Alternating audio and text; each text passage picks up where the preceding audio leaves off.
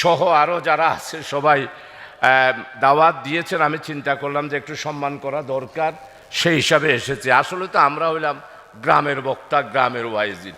ঢাকার রাজধানীতে ওয়াজ এটা হাসিব ভাইরা যারা আছেন, বড় বড় হজরত উলামা ইকরাম যারা আছেন ওনা করবেন আলহামদুলিল্লাহ। তারপরেও এই নূরানি আজিম শান এই মাহফিল, আল্লাহ আল্লাহ, এখানে তো আমরা কেউ দুনিয়ার উদ্দেশ্যে আসি নাই, আমরা এসেছি সোয়াবের উদ্দেশ্যে। আমিও যখন বিমানে উঠতেছিলাম আনোয়ারার থেকে আসার পর আমি সোয়াবের নিয়ত করে যে সেখানে যাব, হে আল্লাহ তুমি আমাকে কিছু আলোচনা করার তৌফিক দিয়ে উপস্থিত হব, সোয়াবের উদ্দেশ্যে আপনাদের এই খেদমতে আসলাম। এই যে মাহফিলে আসতে পেরেছি, আমরা যারা বলতেছি এরা এত বেশি না, আপনারা যারা শুনতেছেন তারাই হলেন আল্লাহর নজদিকে, আল্লাহর কুদরতি নজরে সবচেয়ে প্রিয় বান্দা হলেন আপনারা, যারা আমাদের কথাগুলো শুনেন। আমাদের কথাগুলো শুনেই তো আপনারা আমল করবেন।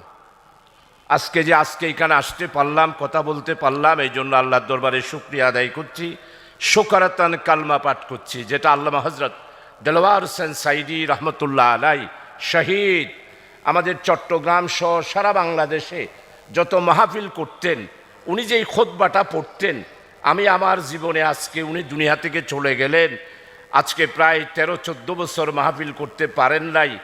ওনার যেই খুতবা এখনো পর্যন্ত কোনো আমাদের সম্মানিত যত ওয়াইজিন কারাম আছেন, ওনার মতো খুতবা কেউ আজ পর্যন্ত বাংলাদেশে ওয়াজ মাহফিলে, তাফসীর মাহফিলে পেশ করতে পারেন নাই। উনি এই শুকরাতান কলমাটা পড়তেন, ইয়া রব লাকাল হামদ কামা ইয়ামবাগি লিজালালি ওয়াজহিকা ওয়া আযীমে সুলতানিকা। আমি তাফসীর ইবনে কাসিরের মধ্যে পেলাম জেলখানায় বসে বসে যে আল্লামা হযরত এটা এত বেশি কেন পড়তেন, এটার ফজিলত কি। আমরা যে আজকে এই মাহফিলে এসে আমি পড়লাম, ফেরেশতা হাজার হাজার লাখো কোটি ফেরেশতা আসছে আজিমে গিয়া প্রতিযোগিতা করতেছে, যে চট্টগ্রামের শাহজাহান চৌধুরী আইসা এই শুকরাতান কলমা পড়েছে, হে আল্লাহ আমি এটার সওয়াব কি লিখব। আল্লাহ বলবেন তোমরা প্রতিযোগিতা করার দরকার নাই, লিখার দরকার নাই।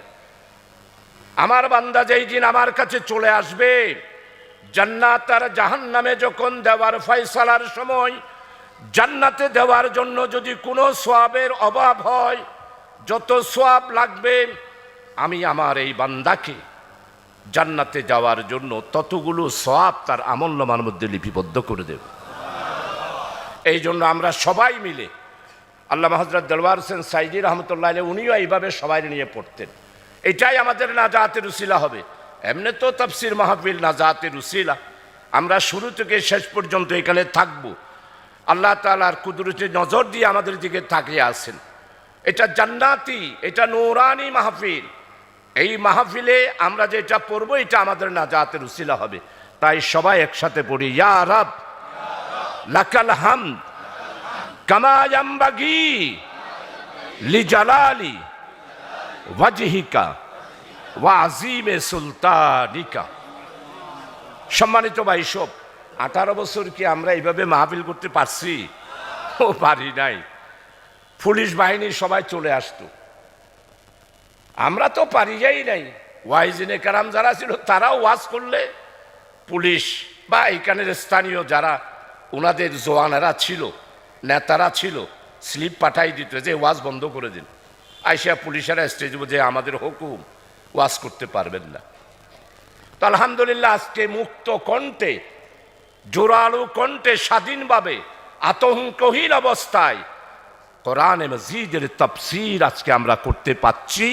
আপনারা মাহফিলে উপস্থিত হতে পেরেছেন, এর চেয়ে বড় নিয়ামত আর কি। সম্মানিত উপস্থিতি তৌহিদি ভাই সব, আজকে যে আমরা মাহফিল করতে পাচ্ছি এটা আল্লাহ তাআলার নিয়ামত।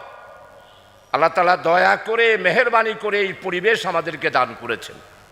আল্লাহ দান না করলে আমরা কি করতে পারতাম? না।